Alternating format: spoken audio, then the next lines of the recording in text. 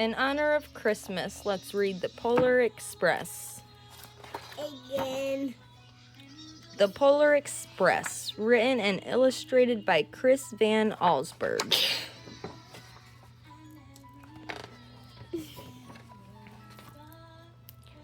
On Christmas Eve, many years ago, I lay quietly in my bed. I did not rustle the sheets. I breathed slowly and silently. I was listening for a sound a friend had told me I'd never hear. The ringing bells of Santa's sleigh. There is no Santa, my friend insisted. But I knew he was wrong. Late that night, I did hear sounds, though not of ringing bells. From outside came the sound of hissing steam and squeaking metal. I looked through my window and saw a train standing perfectly still out front of my house. It was Santa's sleigh. It was wrapped in an apron of steam. Snowflakes fell lightly around it, and the conductor stood at the open door of one of the cars. He took a large pocket watch from his vest, then looked up at my window. I put on my slippers and robe. I tiptoed downstairs and out the door. All aboard, the conductor cried out. I ran up to him. Well, he said, are you coming? Where? I asked. Why, to the North Pole, of course, was his answer. This is the Polar Express. I took his outstretched hand and he pulled me aboard. The train was filled with other children, all in their pajamas and nightgowns. We sang Christmas carols and ate candies with nougat centers and white as snow. We drank hot cocoa as thick and rich as melted chocolate bars. Outside, the lights of town village flickered in the distance as the Polar Express reached northward. Soon, there was no more lights to be seen. We traveled through cold, dark forest where lean wolves roamed and white-tailed rabbits hid from our train as it thundered through the quiet wilderness. We climbed mountains so high it seemed as if we would scrape the moon, but the Polar Express never slowed down. Faster and faster we ran along, rolling over peaks and through valleys like a car on a roller coaster. The mountains turned into hills, the hills to snow-covered plains. We crossed a barren desert of ice, the great polar ice cap. Lights appeared in the distance. They looked like the lights of strange oceans lining sailing on a frozen sea. There, said the conductor, is the North Pole. The North Pole, it was a huge city standing alone at the top of the world, filled with factories where every Christmas toy was made. At first, we saw no elves. They are gathering at the center of the city, the conductor told us. That is where Santa will give the first gift of Christmas.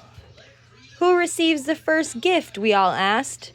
The conductor answered, he will choose one of you. Look, shouted one of the children, the elves. Outside, we saw hundreds of elves. As our train drew closer to the center of the North Pole, we slowed to a crawl. So crowded were the streets with Santa's helpers. When the Polar Express could go no further, we stopped and the conductor let us outside. We pressed through the crowd to the edge of a large open circle. In front of us stood Santa's sleigh.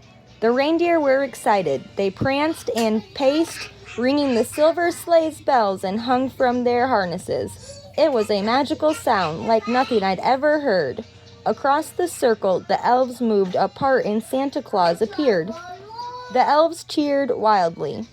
He marched over to us and pointing to me said, let's have this fellow here. He jumped into his sleigh. The conductor handed me up. I sat on Santa's knee and he asked, "Now what would you like for Christmas?" I knew that I could have any gift I could imagine, but the thing I wanted most for Christmas was not inside Santa's giant bag.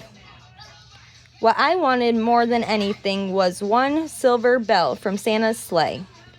When I asked Santa, he smiled. Then he gave me a hug and told me an elf to cut a bell from his reindeer's harness. The elf tossed it up to Santa. He stood holding the bells high above him and called out, "The first gift of Christmas." A clock struck at midnight as the elves roared their approval. Santa handed the bell to me and I put it in my bathrobe pocket. The conductor helped me down from the sleigh. Santa shouted out the reindeers' names and cracked his whip. His team charged forward and climbed into the air. Santa circled once above me, then disappeared in the cold, dark day. As soon as we were back inside the Polar Express, the other children asked to see the bell. I reached into my pocket, and the only thing I felt was a hole. I had lost the silver bell from Santa's sleigh. "Let's hurry outside and look for it," one of the children said. But the train gave a sudden lurch and started moving. We were on our way home. It broke my heart to lose the bell. When the train reached my house, I sadly left the other children. I stood at my doorway and waved goodbye. The conductor said something from the moving train, but I couldn't hear him. What I yelled out. He cupped his hand around his mouth. "Merry Christmas," he shouted. The Polar Express let out a loud blast from its whistle and sped away.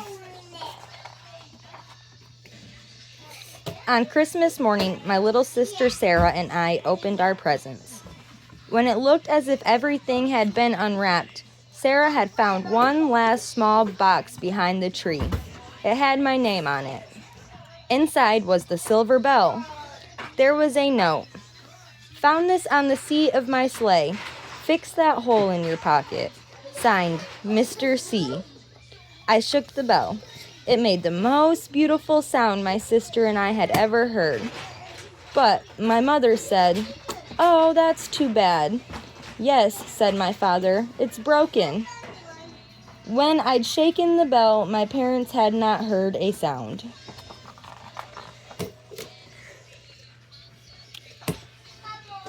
At one time, most of my friends could hear the bell, but as the years passed, it fell silent for all of them. Even Sarah found one Christmas that she could no longer hear the sweet sound. Though I've grown old, the bell still rings for me. It does for all who truly believe. Yeah, and that's the end. Yep, that's the end of the Polar Express. Everybody have a Merry Christmas.